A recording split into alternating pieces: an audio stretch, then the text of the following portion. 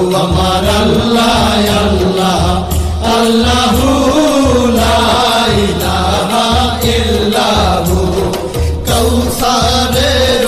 মালিক আপনি নবীদের সরদার